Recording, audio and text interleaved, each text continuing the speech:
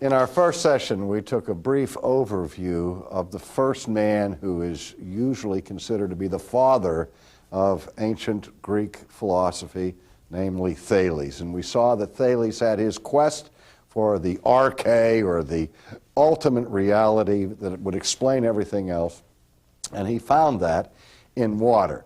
Now, between the work of Thales in the 6th century BC and the appearance of Socrates a while later, there was a series of significant pre-Socratic philosophers. And we're not going to have time in this brief overview to look at each one of them in detail.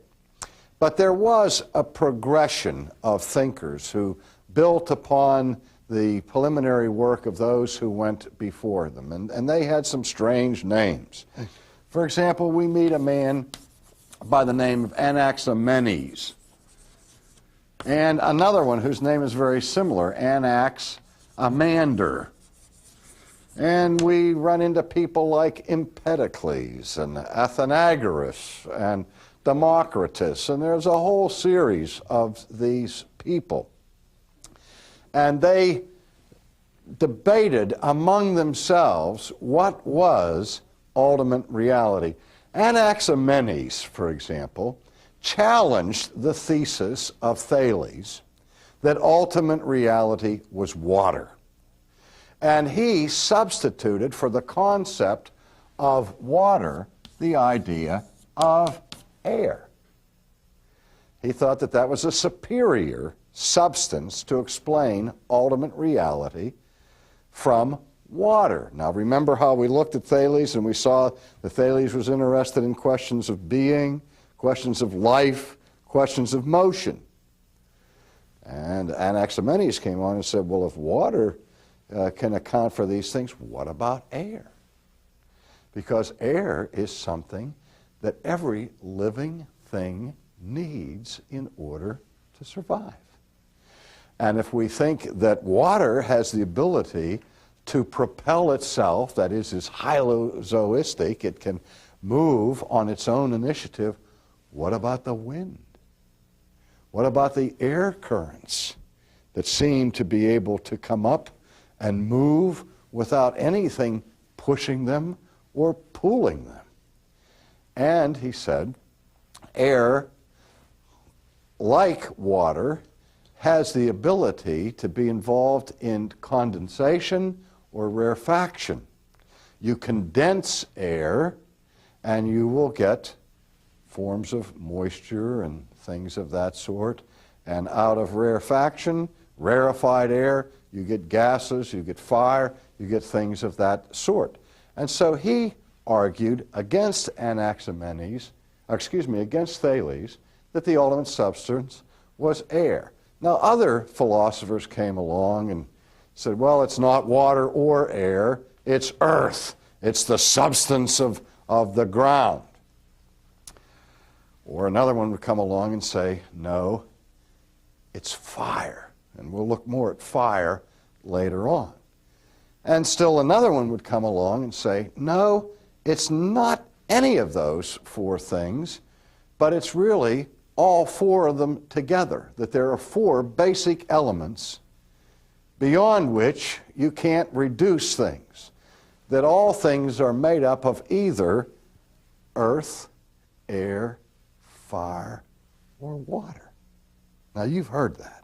You've heard of the four basic elements of reality according to the ancient world: earth, air, fire, and water. But no sooner does that theory come to center stage than somebody pops up and said, no, wait a minute. If there are four basic elements from which everything comes, and the ultimate reality is not singular but plural, doesn't that leave us with the many and not the one?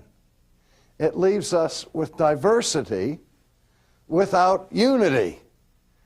So there's got to be something behind these four elements of earth, air, fire, and water that gives purpose and order and harmony and unity to those four primary elements.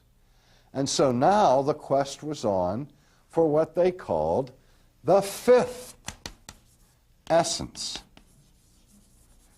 Now, we might say that this was the quintessential philosophical inquiry. You've heard that word, haven't you? Quintessence or quintessential? Well, what does it mean literally? Quint means five. Five, or the fifth essence. That which is above and beyond the four basic elements. That which explains all of the four basic elements is called that which is not just essential, but quintessential. And so we get the word from that. Well, in this whole process, Anaximander comes up with an idea that, from the perspective of history, was extremely important. He said that ultimate reality, really ultimate reality, is what he called, I'll transliterate it, the apiron, or the apiron, from the Greek language. Now, you've probably never heard of that word in your life, and that's okay. But what he meant by this little word, apiron, was that which is boundless and ageless. That which is boundless and ageless. Now, for something to be boundless means that it doesn't have any boundaries. There is no finite dimension that can capture it or contain it. In a word, whatever is boundless must be infinite.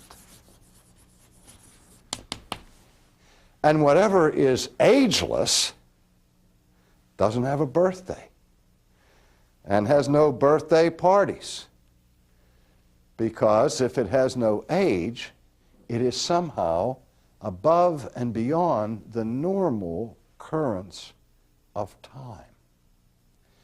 So in a word, that which is ageless is that which is eternal. Now, you and I have an age. We all have birthdays. We all have a finite point of beginning in time. But we also have finite limits of space. As creatures, we have natural boundaries.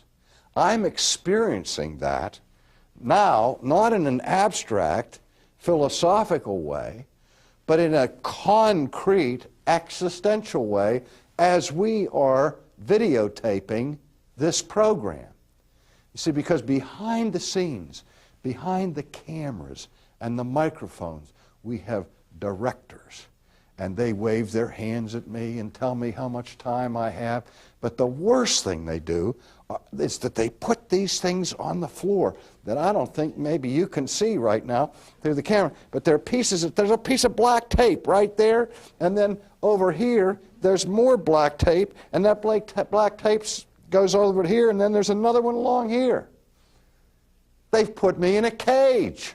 They're saying, I like to walk around. I'm a peripatetic teacher. And when I'm moving, it's hard for the cameraman to keep me in focus and in sight. So they put me in this cage. They bound me. See, I am not infinite. But now I wish I were. But I try to trick them. I come right up to the edge of these tapes, and I lean and see what happens. But in the meantime, I'll be satisfied with my creatureliness and try to stay within the boundary. But nobody's going to mistake me for ultimate reality or the supreme metaphysical point of unity for the entire realm of existence. No, Anaximander said, that which is ultimate can have no finite bounds. And that which is truly ultimate cannot have a beginning in time or a definite age to its lifespan, but it must be infinite and eternal. Now, let me just make one observation at this point. What we're seeing in this quest for ultimate reality of the ancient pre-Socratics is really what we would call the pursuit of God. And in Greek philosophy, the idea of monotheism is a relatively late development, after all kinds of preliminary stages have first been worked through.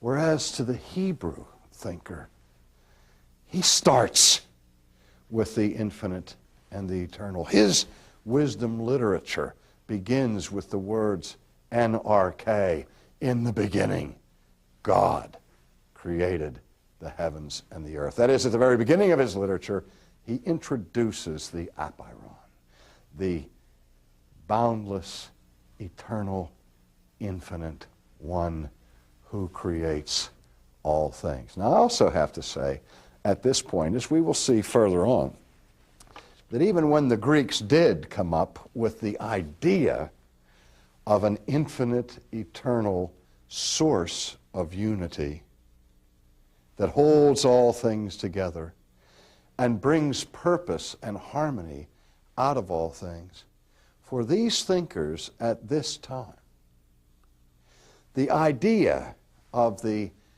eternal infinite is just that, an abstract idea.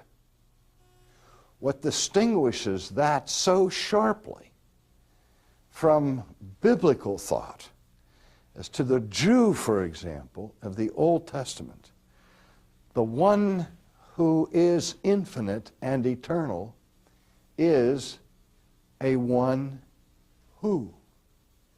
That is, it is a he, a personal, living being, not simply an abstract power or force, but rather has personality.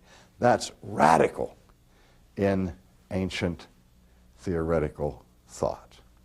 Now, in and among these other pre-Socratics, such as Anaximander and the rest, the tension that emerged was over different ways of understanding the arche, or the ultimate reality. And I'm going to try to give you a little chart here to make it easier to understand. Some of the thinkers, as we've already seen, believed that ultimate reality was a single substance, like air, or water, or fire, or the quintessence, whatever. And so we will say of those philosophers that they were all monists. Now, a monist is one who embraces monism. And monism teaches that all reality in the final analysis is one. It always leads to some form of pantheism. Monism says there really is only one reality. There is unity, and all diversity is simply an outward manifestation of that underlying unity. And that which is diverse does not have the ultimate level of reality that the single one. Many of the ancient philosophers spoke about God by calling him the one. The one. Because they were monists. You know, water, air, one substance explains everything. And everything that is participates to some degree in that single substance or single being that is the one. Now, other philosophers at this time were pluralists. And by that I mean that they believed that we could not reduce reality to one single substance or essence. As we've already seen, there were those who said there are four basic elements: earth, air, fire, and water. They would be, those people would be pluralists. Others expanded upon that and said, no, it's not merely four elements, but a multitude of elements. One philosopher, for example, said, the world is made up of an infinite variety of seeds. Now, where would they get an idea like that? Well, you see it from your gardening experience. If you want to grow cucumbers, you have to grow them from cucumber seeds, not from rose seeds. And if you want a geranium or whatever, each reality has its particular seed. You don't get elephants from human seeds. And you don't get kangaroos from elephant seeds. That everything that is alive has its progeny through some seminal process, through the use of seeds. And so this fellow said that there's an infinite number of seeds in the world from which everything is made. Another one, Democritus, for example, in his somewhat crude view of reality, talked about a multiplicity of particular bits of reality that he called atoms. Maybe you've heard of the atomic theory of the ancient philosopher Democritus. Now, it's not to be confused or equated with contemporary atomic theory, but there are certain things in common between modern atomic physics and the ancient thought of Democritus. And that which is common is the idea that reality is made up of these little units, because the term atom means unit. And when we had an atomic bomb, we had a linguistic crisis all of a sudden, because the word atom was thought to refer to that smallest, indivisible particle bit of which all of reality is made. But then one afternoon, boom, somebody divided the atom and things got a little bit shaky out there. But now we talk about subatomic particles, don't we? But we still have the idea that all forms of reality are made up of some kind of congregation or amalgamation of bits of reality that we call atoms or seeds or whatever. So anybody who believes that ultimate reality is more than one, I mean, a lot of philosophies, Eastern philosophy believes in dualism, saying that all of reality can be resolved or reduced to two equal and opposite powers or forces. But still, as long as there's more than one, you're into pluralism. Monism refers everything back to one single substance. Pluralists can have two or an infinite number of units of reality. So the struggle in ancient philosophy was in the first instance between monists and pluralists. Now, Thales, for example, was a monist. Democritus was a pluralist. But the plot thickens. Other question that came up was, what is the nature of these units of reality? Are these units of reality, whether singular or plural, are they physical or non-physical?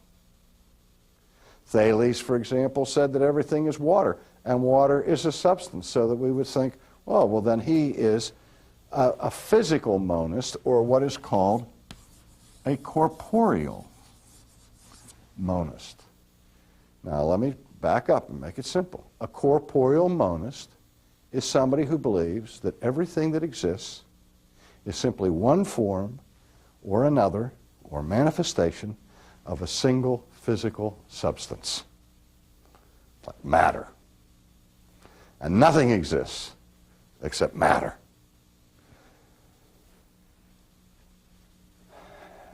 Now, there were also incorporeal monists who believed that ultimate reality is single, but it's not physical. It's like an infinite qualitative spiritual power that has no dimensions, has no weight, doesn't take up any specific amount of space. Now, we have to be careful here, and in a desire to simplify, I always run the risk of distorting. But when the ancient people were talking about spirit or incorporeal, many of them would include things like air or gas and things that we would look at as being physical, just in a different form of physical substance. But for them, anything that wasn't solid was considered incorporeal, for many of them at least. So in any case, you have a debate between monists and pluralists, and then you have a debate between corporealists and incorporealists, so that a person could be a monist who believed that all of reality could be reduced to one physical substance, or they could say that everything is the manifestation of some unphysical or non-physical substance, like we might say energy. You think about energy, you talk about energy, what is it? I asked that to a physics professor once. I said, what is energy? He says, oh, that's easy. He says, it's the ability to do work. I said, I'm not asking you what it can do. I want to know what it is. He says, well, it's mc squared. I said, I want to know its mathematical equivalence. I want to know what it is, because you people keep talking about it as if it is, as if there really is something out there called energy. Or is that just a word for unknown concept X? We don't usually think to that level. We just say, oh, okay, matter, energy, and go on with that. All right. On the other hand, pluralists could also be corporeal or incorporeal. Some believe that all things can be reduced to several physical things, where others said, no, it can be reduced to several non-physical things. And so it's in this context that the next chapter of emerging Greek philosophy takes place. And we'll look at that in our next session.